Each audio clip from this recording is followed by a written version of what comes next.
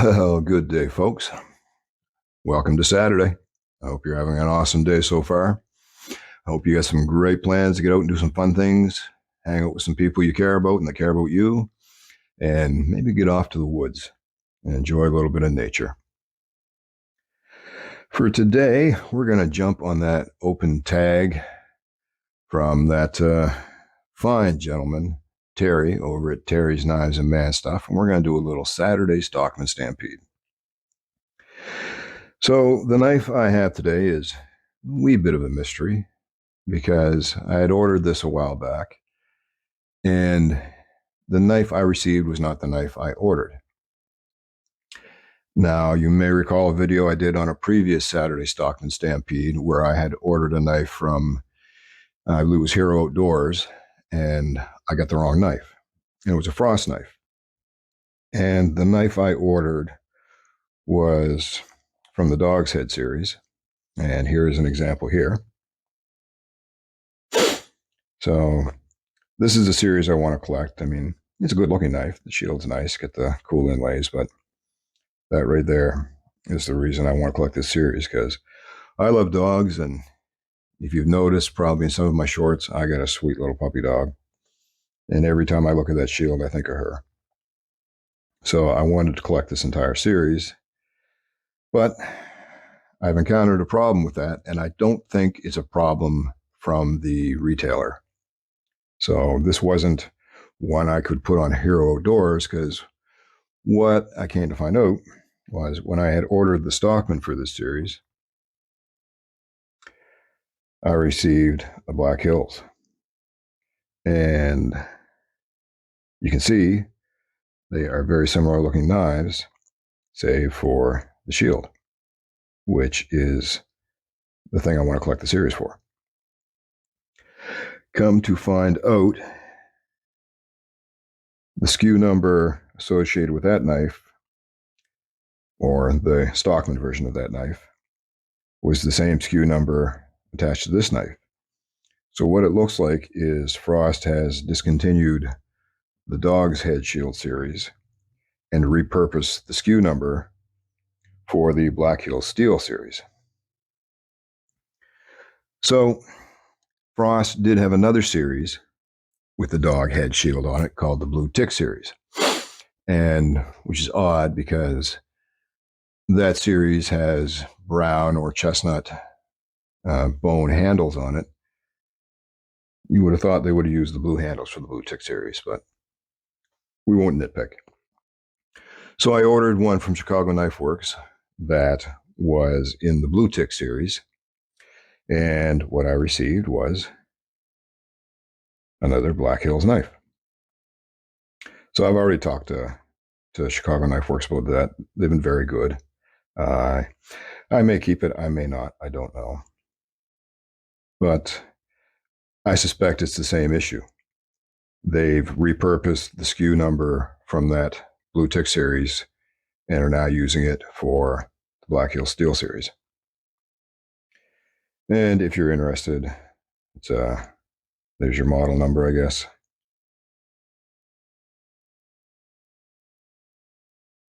.25 closed length knife with inlay shield, polished 440 stainless steel blades, genuine winter age bone handles, nickel silver bolsters, brass liners, and pins.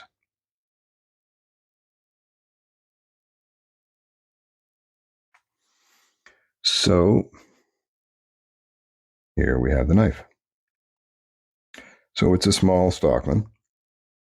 They advertise it, I believe, at 3.25 inches closed. And I'd say that's pretty accurate. So it has the age winter bone handles. I mean, the handles look really nice. They're very attractive. Pretty consistent on both sides as far as the pattern and the coloring. And again, you have your nickel silver bolsters, brass pins, no stepping to the bolsters on either side. Shield is inlaid well. Pins are inlaid well. No proud pins. The fit and finish on the back is pretty good, except for a good sized gap right along here between the spring and the brass liner. But the bone looks good. Blade alignment. Your main blade is very heavy to the pile side, but it's not hitting like you don't have a full center brass liner, or divider, so it's not striking that.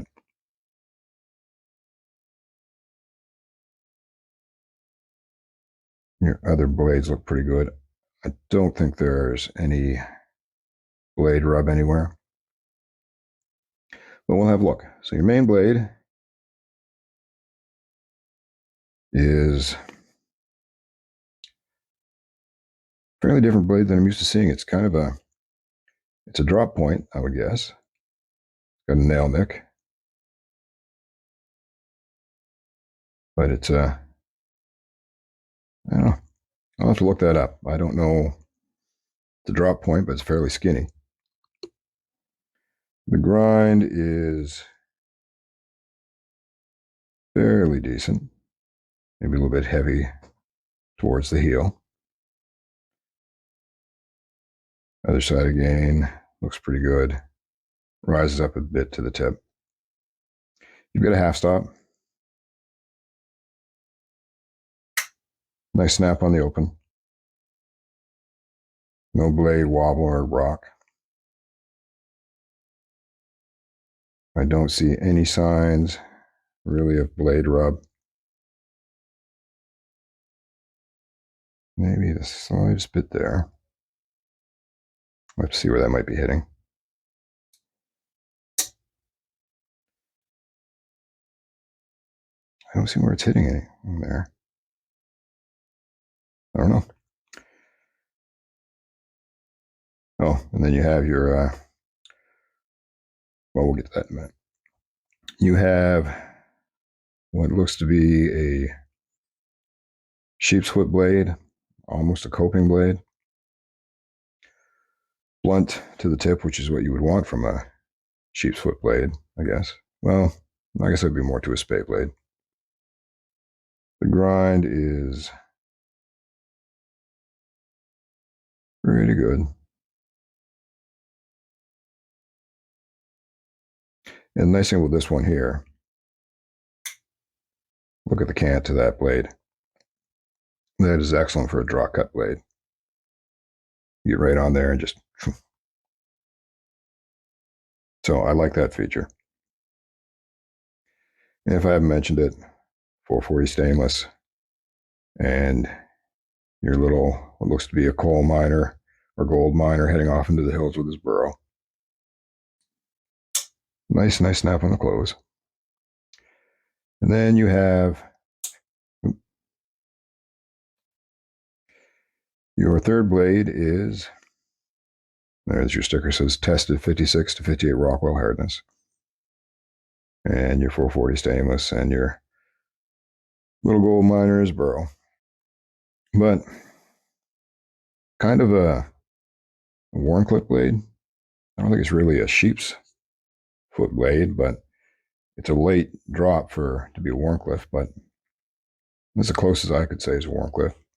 Again with your nail nick, half stop. Nice snap on the open. Grind is a little heavy to the tip on that side. Looks really good on that side. Good retention. It's got good strong springs on it. So I like that. The springs do ride up awfully high. And we do get some stepping with this one here because you can see your secondary is not setting in completely. It's not flush.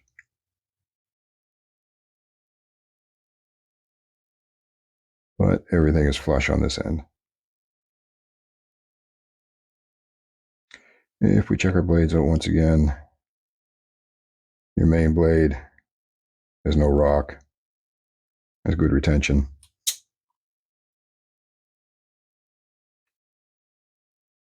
Again, no rock. A little less retention, but it's going to be a draw cut blade, so your pressure is going to be against the blade edge anyway.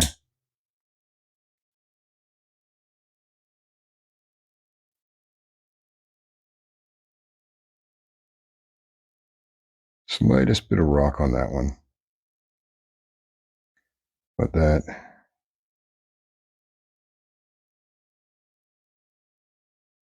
yeah, I don't know if that's that, that is that spring that rides high on the other side.